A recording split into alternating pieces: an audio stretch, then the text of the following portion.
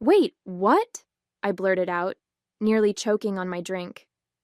Vanessa's voice cut through the chatter like a blade. It was me, she said, her smile spreading as she basked in the sudden attention.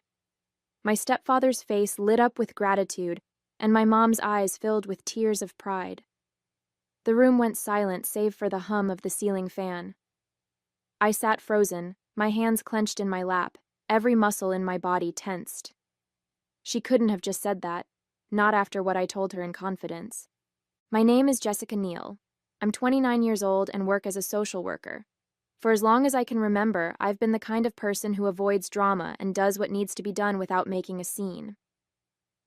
A little over a year ago, my stepfather, Rob, was diagnosed with cancer. It devastated our family, especially my mom, who loves him more than anything. When the medical bills started piling up, I knew I had to do something. That's why I used my savings to pay off his debt, anonymously. The only person I had told about it was Vanessa, my older stepsister, someone I thought I could trust. It was supposed to be a celebratory dinner. Rob had just gotten a clean bill of health, and my mom wanted to mark the occasion with something special. She made her famous pot roast, the one Rob always says tastes better than his mom's used to. The house smelled of rosemary and garlic. The dining table was set with her good plates, and there was an extra chair squeezed in to accommodate Vanessa's husband, Derek. Everyone seemed happy, really happy, for the first time in what felt like years. I sat between my mom and Derek, trying to join in the light-hearted conversation, but my mind kept drifting. I felt a warmth in my chest every time Rob laughed, knowing he could finally relax without the weight of those hospital bills. He'd even made a toast to the Good Samaritan who paid off the debt, thanking them for their generosity. I had smiled quietly into my glass, content to keep my secret. That was when Rob, out of nowhere, asked, "Was it one of you?" His eyes scanned the table, hopeful but not pressing.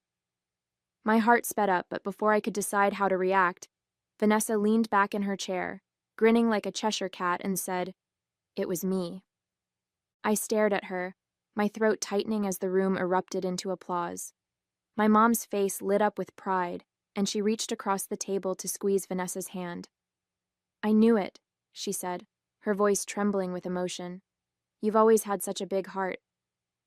Rob looked at her like she was some kind of hero, his voice soft as he said, "Thank you, sweetheart. I don't even know what to say." But it was Derek's reaction that really caught me off guard. He blinked, his fork frozen halfway to his mouth, and then said, "Wait, you did this? When?" Vanessa didn't even flinch. She turned to him with that same syrupy smile and said, "Of course I did. I didn't tell you because I wanted it to be a surprise." Derek stared at her for a moment, clearly trying to process what she'd just said, but then shrugged and went along with it, muttering something about how proud he was.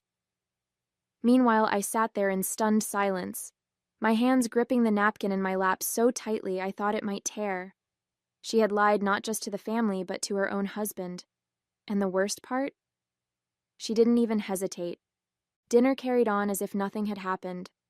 Rob shared stories from his treatment days, making us laugh with his descriptions of the grumpy nurses who eventually warmed up to him.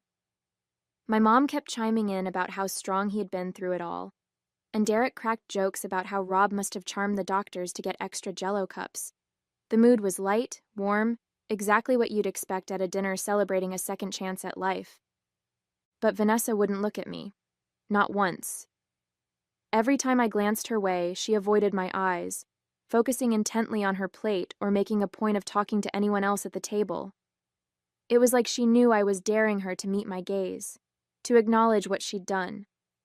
Her fake smiles and easy laughs didn't fool me for a second.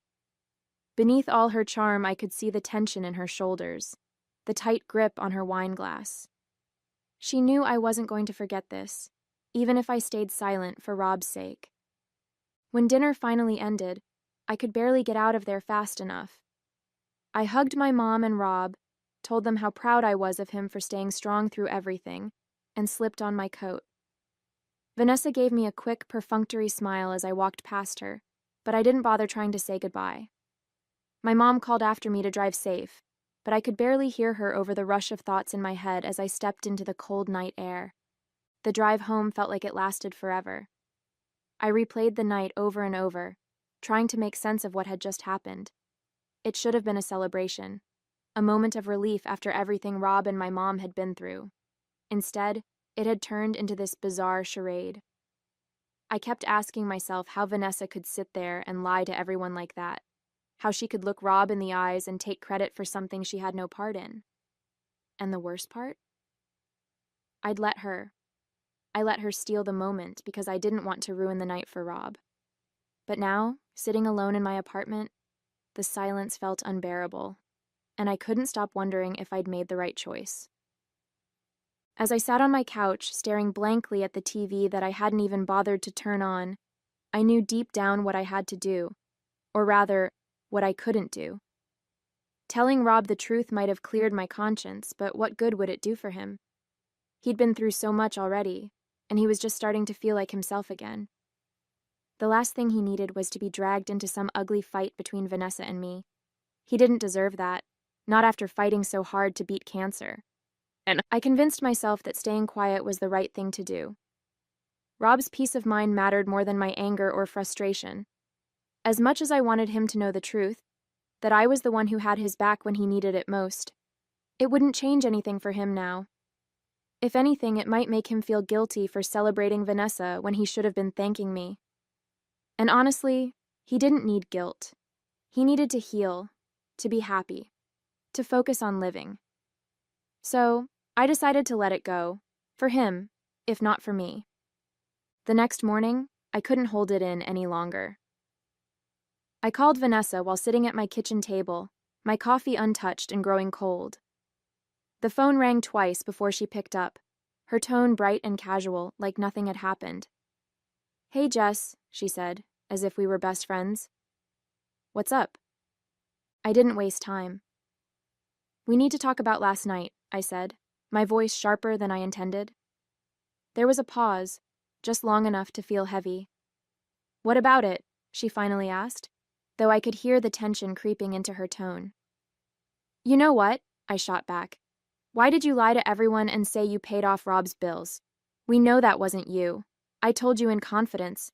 How could you do that to me?" Vanessa sighed heavily on the other end of the line. "Jess, look, it's not a big deal. I didn't think you'd be this upset." "Not a big deal?" I snapped, gripping my phone tighter. "You stood there and lied to everyone, Vanessa. You took credit for something you didn't do, something I sacrificed a lot for. How is that not a big deal?" She hesitated, and for a second, her voice softened. "I just wanted to make Dad proud of me. He's always been proud of you, Jess. You're the selfless one, the one who helps everyone. I didn't think you'd mind if, just this once, I could have that moment with him." I was stunned. "Are you kidding me? This wasn't just some harmless lie, Vanessa. You know what I went through to make that happen. I emptied my savings account so Mom wouldn't have to stress about the bills, so Rob could focus on getting better. And you thought I wouldn't mind?" "I thought it'd be fine," she snapped back, her voice sharper now. "I didn't think you'd actually care who got the credit. I mean, you didn't even want to tell him, right? You were happy to let it be anonymous. So what does it matter if he thinks it was me?" "It's not about the credit, Vanessa," I said, my voice steady but firm. "I didn't do this to be thanked or celebrated. I didn't even want Rob to know it was me. But lying? That's a completely different matter. You knew it wasn't you, and you let everyone believe it was. You let Mom and Rob look at you like you were some kind of savior. How can you live with that?" Vanessa let out an exasperated sigh. "Jess, you're blowing this out of proportion. It's not like I hurt anyone. Rob's happy, Mom's happy. What difference does it make? You're the one who said you didn't want recognition, so why does it matter who they think did it?" "It matters because it's a lie," I snapped. "You've turned something that should have been about helping Rob into a way to stroke your ego. And now I'm stuck sitting here, watching everyone praise you for something you didn't do. Do you know how humiliating that is for me? Not because I want the attention, but because it's a betrayal, Vanessa. You betrayed me." For a moment, there was nothing but silence. Then, Vanessa said quietly, almost defensively. I didn't mean to hurt you, Jess. I wanted to feel like I was enough, for once. Like I mattered. I'm not going to tell your dad, I said, my voice cold and measured. Not because of you, but because of him. He's been through enough, and I won't add this to his plate. But Vanessa... I paused, taking a shaky breath. I want you out of my life. I can't keep pretending that what you did doesn't matter. Jess, come on, she said, her voice rising with panic. You can't be serious. You're really going to throw our relationship away over this? I told you I didn't mean to hurt you. You didn't mean to hurt me, I repeated, disbelief dripping from every word. You lied to my face, you lied to your own husband, and you stole something that wasn't yours to take. You knew how much that sacrifice meant to me. And for what? To make yourself feel better? No, Vanessa. I can't trust you anymore. She started to say something, but I cut her off. One day your conscience is going to catch up with you. Maybe not today, maybe not even next year, but it will. And when it does, I hope you think about this moment, about the sister you pushed away just to make yourself look good. My voice cracked, but I held firm. I hope it was worth it. Vanessa didn't reply. The silence stretched on, heavy and suffocating, until I finally hung up. I sat there staring at the phone, my hands trembling, the weight of everything sinking in. I felt raw and hollow, but at least I'd finally said what I needed to say. A year passed, but things between Vanessa and me never went back to normal. We still saw each other at family gatherings, birthdays, holidays, the occasional barbecue, but we might as well have been strangers. Conversations were polite but hollow, and we avoided being alone in the same room. The tension between us wasn't just noticeable, it was impossible to ignore. Mom was the first to bring it up. After a family dinner one night, she pulled me aside, her brow furrowed with worry. Jessica, she said softly, what's going on between you and Vanessa? You two used to be so close. I shrugged, trying to play it off.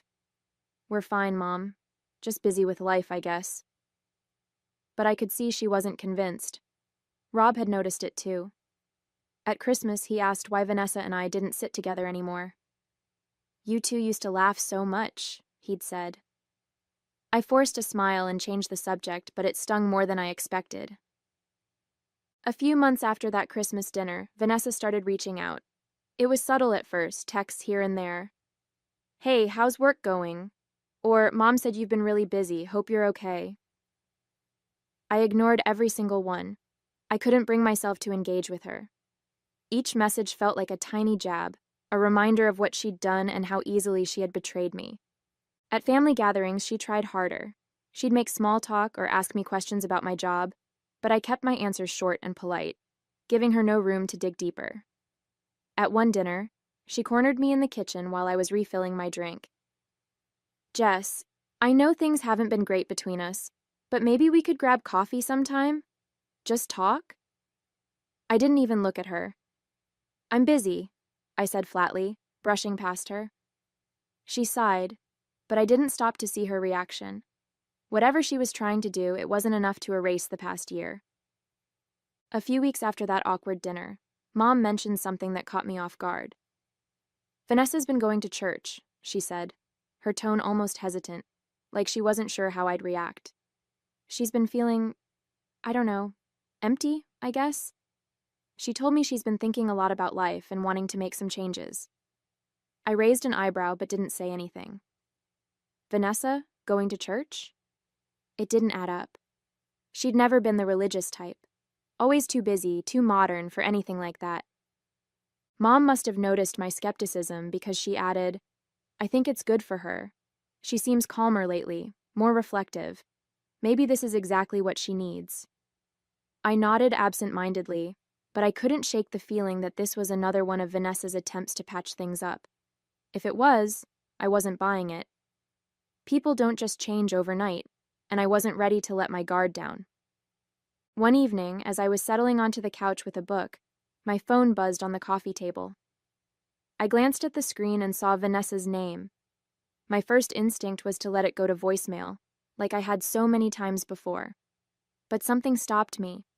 Maybe it was curiosity or a nagging sense that this wasn't just another one of her surface-level attempts to reach out. Against my better judgment, I picked up. "Jess," she said softly, her voice quieter than I'd ever heard it. "I know I'm probably the last person you want to hear from, but I need to tell you something." I stayed silent, gripping the phone tighter. She took a deep breath and continued. "I've been struggling with what I did, what I said that night." Her voice cracked, and I could hear the emotion in her words. "It's been eating at me, Jess. I thought I could just move on, pretend like it didn't matter, but it does. It matters a lot. I couldn't help myself." The words came out before I had a chance to soften them. "Should I tell you I told you so?" My voice was sharp, edged with all the frustration I'd been holding on to for the past year. On the other end of the line, Vanessa let out a shaky sigh, and for a moment, I thought she might hang up. "You have every right to say that," she finally replied, her tone raw. "You warned me, Jess, and you were right. I thought I could live with it, but I can't. Every time Dad looks at me with that pride in his eyes, it feels like a dagger. I know I don't deserve it. And you? I know I don't deserve your forgiveness either." Vanessa's voice wavered as she continued. "I've thought about coming clean so many times, Jess, but I'm terrified. What's Dad going to think of me? What's Mom going to say when she realizes I lied to her face? And Derek, he didn't even know what I did that night. How do I explain that to him?" I stayed quiet for a moment, letting her words sink in. For all the pain she'd caused me, I could hear genuine fear and guilt in her voice. "You're afraid of their reaction," I said, keeping my tone steady. "But what did you think was going to happen when you took credit for something you didn't do? Did you honestly think it wouldn't catch up with you eventually?" I let out a slow breath, trying to steady myself. "Vanessa, I'm not going to force you to do anything," I said, my voice calm but firm. "This is your mess, and you're the one who has to deal with it. I already made my decision a long time ago to stay quiet for your dad's sake. But your guilt, your conscience, that's on you. No one can fix that but you." There was a long silence on the other end of the line. Finally, she whispered, "I don't know if I can, Jess. I don't know if I'm strong enough to face it." I shook my head, even though she couldn't see me. "You're going to have to figure that out for yourself." I hung up. I let out a slow breath, trying to steady myself. "Vanessa, I'm not going to force you to do anything," I said, my voice calm but firm.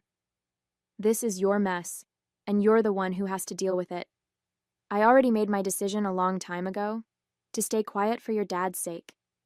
But your guilt, your conscience, that's on you. No one can fix that but you." Before she could respond, I added, "You're going to have to figure that out for yourself." Then, without waiting for her reply, I hung up the phone. I stared at the screen for a moment, my heart pounding, a mix of emotions swirling inside me. Relief, anger, and, oddly enough, pity. I wasn't sure if Vanessa would ever own up to what she'd done, but I knew one thing for certain. I wasn't carrying her guilt anymore. A few weeks later, I got a group text from Vanessa. It was an invitation to a family dinner at her house, something she hadn't done in ages. "I'd love to have everyone over," the message read, with an overly cheery tone that felt forced. "Just a casual evening, good food, good company." I stared at the screen, debating whether to respond. It felt out of the blue, especially after our last conversation. Mom quickly replied, "Sounds wonderful, we'll be there." Rob chimed in with a thumbs-up emoji, and even Derek added, "Looking forward to it." I reluctantly typed back, "I'll come." The evening came faster than I expected. I pulled into Vanessa's driveway, already bracing myself for whatever she was planning. Her house was immaculate, the lights warm and inviting. Through the window, I could see the dining table set with care, complete with candles and what looked like her best china. As I stepped inside, Vanessa greeted me with a smile that didn't quite reach her eyes. "Jess," she said softly, "thanks for coming." I nodded but didn't say much, still unsure of what she was up to. Once everyone had arrived and settled in, Vanessa cleared her throat and stood near the fireplace. "Can I have everyone's attention for a minute?" she said, her voice shaking just slightly. The cheerful chatter died down as we all turned to look at her. She clasped her hands together, glancing at Derek for support before looking at the rest of us. "There's something I need to say. Something I've needed to say for a long time." Vanessa took a deep breath, her fingers trembling slightly as she clasped them in front of her. "I've made some terrible mistakes in the past," she began, her voice steady but heavy with emotion. "One mistake in particular. It hurt someone I care about deeply, and it's been weighing on me ever since." She paused and glanced at Derek, who gave her a small, encouraging nod from his seat beside her. He placed a hand on her shoulder, and she seemed to draw strength from it. "I've been struggling with how to handle it, and I've been talking to my priest. He's been helping me realize that the only way to move forward is to face it." Rob leaned forward in his chair, his expression tense. "Vanessa," he said, his voice filled with concern. "What is it? What mistake are you talking about?" His hands gripped the armrest tightly, his anxiety visible, while Mom's hand rested lightly on his arm, her own confusion etched across her face. The room was so quiet you could hear the faint tick of the wall clock as we all waited for her to continue. Vanessa took another deep breath, her voice shaking now as she began. "Last year, when Dad was recovering from his treatment, there was something I did that I've regretted every single day since." She looked down at her hands, her composure starting to crack. "At the dinner we had to celebrate his recovery. When he mentioned that someone had paid off his medical debt, I lied. I told everyone it was me." She glanced around the room, her eyes filled with tears as she continued. "But it wasn't me. It was Jessica." The weight of her words hung in the air, and I felt every pair of eyes shift to me. Jessica was the one who used her savings to pay off the debt. She was the one who made sure Dad and Mom didn't have to worry about the bills. And I took credit for it. I took her sacrifice and made it my own, because I wanted Dad to be proud of me. I wanted to feel like I was enough, just for once. Her voice broke as she dropped to her knees, her hands clasped in front of her like she was praying. Tears streamed down her face. "I'm so sorry. Jess, I betrayed you. I lied to everyone, and I hurt you in a way I can never take back. Dad, Mom, I don't even know what to say. I've been carrying this guilt for so long and I couldn't hide from it anymore. Please, please forgive me. I know I don't deserve it, but I had to tell you the truth." The room was silent except for her quiet sobs. Derek reached out to steady her, his hand resting on her shoulder, but she stayed on her knees, her face crumpled with regret. Rob looked at her, his face pale and stunned, while Mom's hand shot up to cover her mouth. All eyes turned to me, waiting for my reaction. Through her sobs, Vanessa continued, her voice raw and broken. "Jessica, she's an angel. She's the most selfless person I've ever known. She didn't tell Dad what I did, not because she couldn't, but because she didn't want him to worry. She cared more about his peace of mind than about what I took from her. She's so good, so selfless, that she didn't even want him to know she was the one who paid the bills in the first place."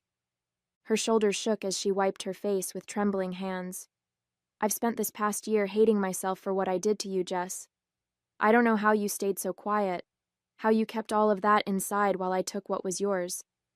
You're so much better than me. I could never be like you, but I wish I could. I wish I had your strength, your kindness. I've spent my whole life trying to feel like I'm enough. And I realize now that it wasn't you I was competing with. It was myself." Vanessa buried her face in her hands, the room heavy with the sound of her sobs. Derek knelt beside her, gently wrapping an arm around her shoulders. Rob and Mom sat frozen, their faces a mixture of shock and deep emotion. I didn't know what to say, my heart twisting in ways I hadn't expected. It's been 6 months since that night. 6 months since Vanessa got down on her knees and told the truth in front of everyone. Things haven't gone back to the way they were, and honestly, I don't think they ever will. But they've changed in ways I didn't expect. Vanessa has been different, quieter, more reflective. She still reaches out, though I can tell it's hard for her. She sends texts sometimes, small things like, "Saw this and thought of you," or, "Mom said you weren't feeling well. Hope you're okay." Rob and Mom handled the truth better than I thought they would. Rob was disappointed in Vanessa, I could see that, but his love for her didn't waver. And with me, he's been even warmer, always finding little ways to show his gratitude, like saving me the best piece of pie at dinner or asking about my work in a way that feels genuine. It's strange, but I think in some ways that night brought us closer as a family. Not perfect, but closer. As for Vanessa, she's still trying to be the best version of herself, and for the first time, I think she means it.